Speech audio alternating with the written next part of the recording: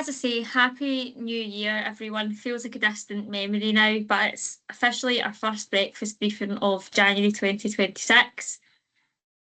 As the same as last year, we're going to use the breakfast briefings this year to keep everyone up to date on the progress and any updates on the Employment Rights Act. So we're going to kick off our first session, looking at some changes that happened before Christmas. You maybe actually would have seen this in the news because it was very highly reported, and it was basically just the last minute changes to the Employment Rights Bill before it received Royal Assent. So we'll have a look at what's changed, but we'll also have a look at what does that actually mean in practice for employers. So I've tried to kind of strip it back and have a think about, yes, this is the last minute changes, but what does that actually mean for our members? So we'll have a quick look at the status of the Employment Rights Act first. You'll notice now I'm calling it the Employment Rights Act and not the Employment Rights Bill, which will take a bit of getting used to, and that's because it's now received Royal Assent, so it's an Act of Parliament now. We'll also look at the changes to Day 1 unfair dismissal rights, Day 1 in inverted commas there. And we'll have a look at a very last minute change to the bill, which was the abolition of the cap on unfair dismissal compensation and what that might mean for employers going forward. So a quick note on the current status. On the 18th of December, so right before Christmas, the Employment Rights Bill received Royal Assent. So that means that it's now an Act of Parliament, it's now the Employment Rights Act 2025.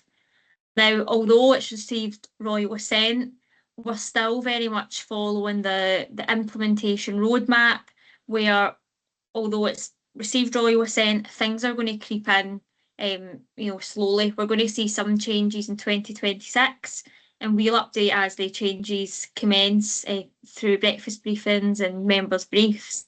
And then we'll see some of the more detailed changes in the Employment Rights Act come into force in 2027. So what I'll do today is when we're speaking about the unfair dismissal changes, I'll give you a kind of heads up on when we can expect that to come into force. I've hyperlinked the slides because you do get a copy of these afterwards with the roadmap. I had a look at the roadmap again last night to see if they'd updated it. I think it still looks a little bit out of date based on what we're going to discuss today. The government haven't said if they're going to put out a new roadmap. And I'm guessing they will because this one is a bit out of date now, but that is the most up-to-date one that's available that I've hyperlinked in the slides there. So it should be mostly correct. And some of you might have joined the kind of last session where we spoke about the Employment Rights Bill consultations. Some of them have now closed. One actually closes, a couple actually close tomorrow. So although we've got this Act of Parliament, the Employment Rights Act, is now a piece of law. If you actually look at the bill, some of it will be headings, and underneath it will say, to be determined in future regulations. So when these consultations close, they're on things like trade union rights of access and enhanced protection against dismissal for pregnant women and new mothers. Although we know these things are going to be law, we don't actually know the kind of mechanics of how that will look on the ground. So we can still expect more regulations to come out over the next year or so, which give finer detail. So certainly won't be the last kind of update that we do on this piece of legislation. It's a massive piece of legislation. So taking a look at the first key change. Now, I won't spend too much time on this because this has kind of been completely abandoned. But one of the key things in Labour's manifesto was this tagline of, Day 1 rights. So employees having protection against unfair dismissal from day 1 of employment. This is what they led with in their manifesto. This was what was on their pledge, that they would deliver that within 100 days, the bill. So if you remember, we covered this in previous sessions, but the idea was that 2-year rule, the 2-year qualifying service requirement was going to be completely removed. So from day 1, an employee could claim unfair dismissal against an employer. Now, there was a thing in this that it would be subject to an initial period of employment, and they said that that could potentially be 9 months. And during that first 9 months, an employee would still have the right to claim unfair dismissal, but an employer could carry out a lighter touch dismissal process. So whether that be disciplinary or performance management, you would still have to do something, but it could be a lighter touch process in the first 9 months. We never really did get to the point of finding out what that kind of lighter touch process would be. So in general, from employers I spoke to, and from a lot of the kind of narration online from different companies and employers, this was a key area of concern in the bill. I think there was issues thinking about the impact this would have on the employment tribunal system. If employees can claim unfair dismissal from day one of employment, what will that do? How will the claims rise if that was the case? There was also a lot of kind of discussion around, will this, put employers actually off hiring because it's going to be so difficult to dismiss an employee who you take on that maybe does have suitability issues. So these were all the kinds of things I was hearing from employers. And I think inevitably this was echoed by the House of Lords in the very late stages of the negotiation of the bill. So the House of Lords kind of repeatedly rejected this idea of unfair dismissal being a day one right. And it was ping-ponging between the House of Lords and the House of Commons. I think the House of Commons comment back to the House of Lords was just that they think it's appropriate for employees to have protection from day one of employment. So they were given a very brief response to the House of Lords as well. So they reached a stalemate.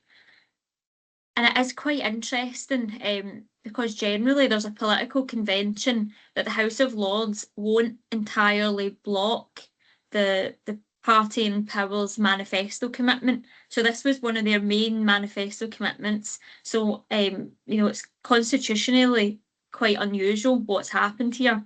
Certainly a lot of the stuff I was reading was saying, there's no way the House of Lords will keep refusing, they'll back down. So it was quite shocking when the news broke that the bill was reduced. The Commons did relax their approach, and they agreed the House of Lords proposal that rather than day one rights, the qualifying period was reduced from 2 years to 6 months. So that is what is now in the Employment Rights Act. So the day one rights, you'll see now why I put it in inverted commas, an employee will not accrue unfair dismissal rights from day one of employment, but 6 months. So that means that 6 months, if you make any sort of dismissal in that 6 months, an employee can't raise a claim for ordinary unfair dismissal. That obviously doesn't count if it's something to do with whistleblowing or discrimination or automatic unfair dismissal. But for ordinary unfair dismissal, an employee will need 6 months service to make a claim. So that does give a bit more of a grace period for employers to, assess an employee's suitability for the role rather than, accruing these rights on day one. So I think this overall seems to be a welcomed change from employers that I've spoken to. In terms of the implementation, I've had another look and I can't see anywhere that this has been written down or, put into a document issued from the government. This is just simply something Angela Rayner has said in a press release. Now, while the roadmap said that the changes to unfair dismissal legislation would come into force in October 2027, she's actually said in a kind of press statement that because it's simplified now, it's going to be sooner. So the 1st of January 2027. So I'll keep checking to see if the government put this out in writing or give us, an updated guide on this. But this is what she has officially said. I've taken a quote there from the statement she gave. So she said, other employees will gain protection once they reach 6 months service. For example, someone who starts work on the 1st of November 2026 will qualify for protection from unfair dismissal on the 1st of May 2027. So I think what that shows us is that the plan for the implementation of this is retrospective.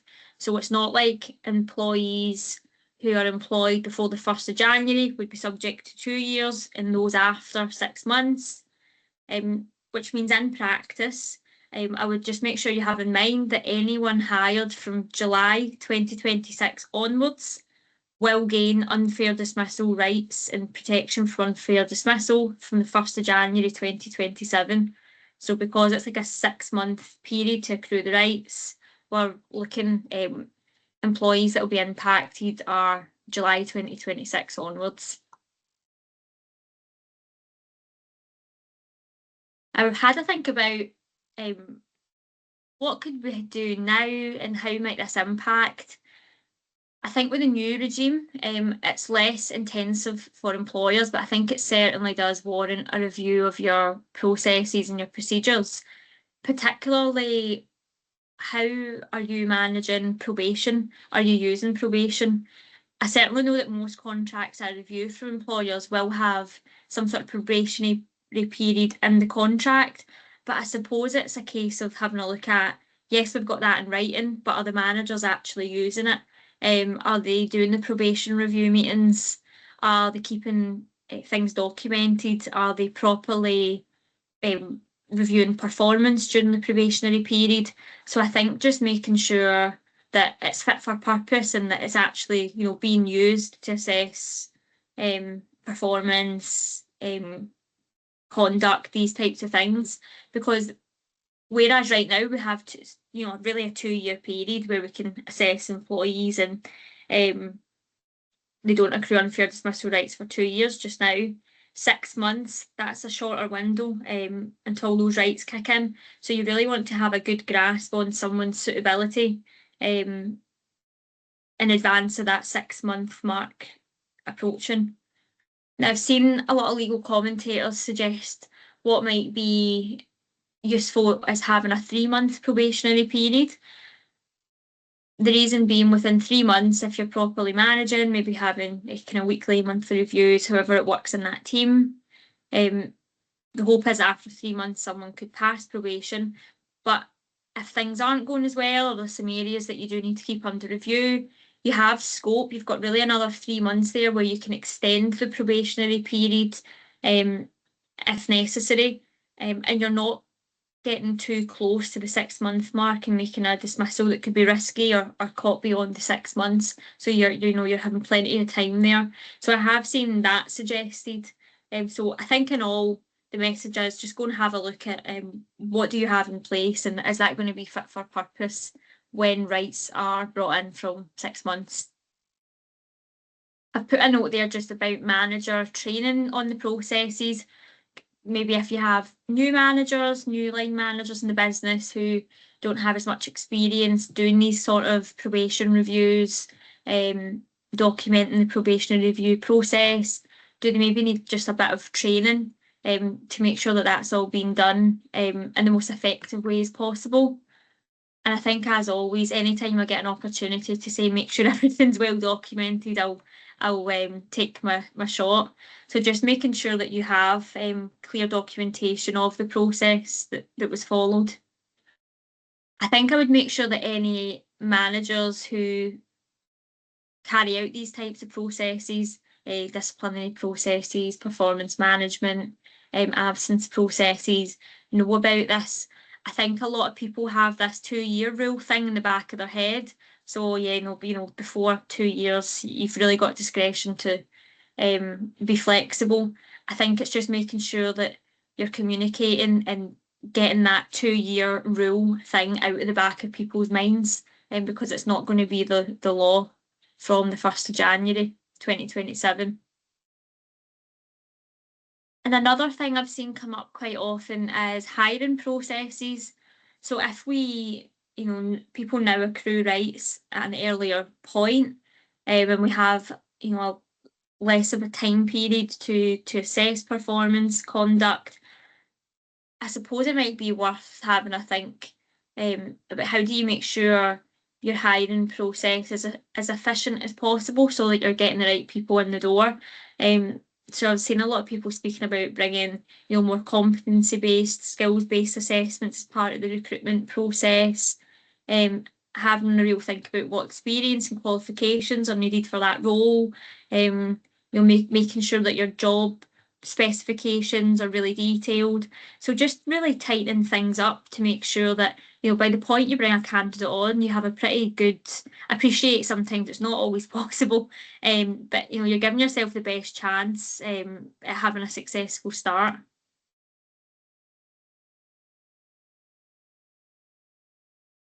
And the next change is still on unfair dismissal, and I suppose it kind of follows on the story of the ping pong between the House and Lords, because it almost became a bit of a trade-off. So in the end, I think the Commons had said, we will move away from day one rights. We'll agree to day one rights. We'll agree to moving it to 6 months, but they want to abolish the compensation cap on unfair dismissal claims. So at the time when they announced that, it wasn't clear whether they would be replacing it with something else. When this would be, it was just a kind of sweeping statement, but it has now been removed from the original Employment Rights Act. So right now, in an unfair dismissal claim, it's made up of a basic award, which is the same as a statutory redundancy payment, but also a compensatory award, which reflects any losses that they've suffered. So any loss of earnings, loss of pension, all of these types of things. But it's not unlimited losses. It's capped right now at the lower of 52 weeks' pay, so a kind of year's salary, or £118,233. So it tends to be, most cases that we deal with would be capped at a year's salary. So what the Employment Rights Act will do is abolish the statutory compensation cap, which means the compensatory award will now reflect actual losses rather than losses with a cap applied. We don't have any information specifically on when this will be brought into force, but from what I can see, people are kind of the view that it will be brought in at the same time as the 6 month rights, because it can make sense, keeps it consistent. Now, I suppose the impact of this is one of the ones that it looks like a small change, but when you unpack it, I think it could be quite substantial, mainly to the way that employees approach claims with their employer. Because what we're going to see now is, a standard unfair dismissal claim, the financial value of that is going to increase because we're looking at actual losses, not capped at a year's salary. When it comes to high earning individuals, many of them could be deterred from raising an unfair dismissal claim because of that cap. So what we're expecting to see is more claims from high earning individuals with high losses. If it's taken them, a particularly long time to find another job with the same salary, these are all things that raise the losses that individual suffered. Especially if, say that you have an employee who's got a very generous pension, or they're in a very generous bonus or commission scheme. All of these things are going to ramp up the value of claims, because it's not just for claims up to the date of a hearing, it's also for future loss. So if they can lead evidence and argue that they should have future loss of that pension or that bonus or their high salary. So I think what we're going to see now is where these types of things weren't really argued in unfair dismissal claims because there was no point, it was capped at a year's salary. So whether you argued it or not, you wouldn't have got the extra compensation because the cap. Now we're going to see more complex arguments argued in a tribunal about pension, bonus. So I think we could also expect to be, having to actually get professionals to come in and calculate pension loss and things. So I can see that the kind of landscape getting more complex in terms of claims. And then that also has a direct impact on settlement expectations. If there is a dispute between an employer and an employee, we might see an employee kind of egg up their losses to really drive up the settlement figure that they're looking for. So that could have the impact of even of achieving a higher settlement, so not as economical as usual, or it could actually, I guess, hamper settlement negotiations completely. It'll be more difficult to achieve a settlement if the expectations of the employee are much higher because of this. I have seen some say right now the kind of trend is that an employee will go for a discrimination or a whistleblowing claim, which are quite complex claims because it's uncapped compensation in those claims. So rather than, relying on an unfair dismissal claim, they'll go for discrimination or whistleblowing to bump up the compensation.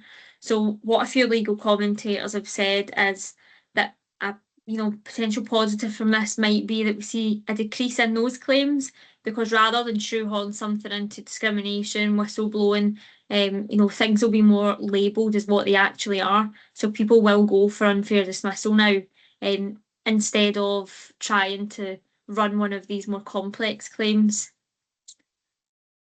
So I suppose just in terms of impact on employers, certainly when this comes into force, I think we just need to be really aware of the importance of following policies and procedures so that if you do have an unfair dismissal claim, the company is on the best, has the best chance possible of, defending that claim and being able to demonstrate that it was a fair dismissal.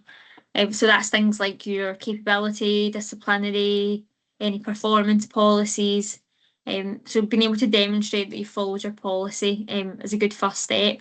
And I think as well, anytime that you're making a dismissal, particularly where someone has long service, tribunals will also generally accept that those who are closer to retirement age can have a tougher time in the job market and gaining new employment. So that kind of bracket tends to be awarded quite high future losses as well up until retirement age. So these are all higher risk dismissals. So I think what's key is just making sure they're fully considered, and it's not bad to take some advice before making these decisions as well, because as you can hopefully see, the stakes will be a bit higher now if they do raise a claim off the back of a dismissal, with the value shooting up substantially. So as I say, hopefully that was helpful. These are both just kind of new changes, and with that, what we'll expect to see now is more information from the government, hopefully kind of policy documents, implementation documents, just to get us ready for these changes coming in. But hopefully that helps just as an initial look and some first thoughts on what this might mean in practice. So as always, I'll hang on if anyone has any questions. If anyone needs to shoot off, feel free, but if anyone has any questions, I'll be here till past.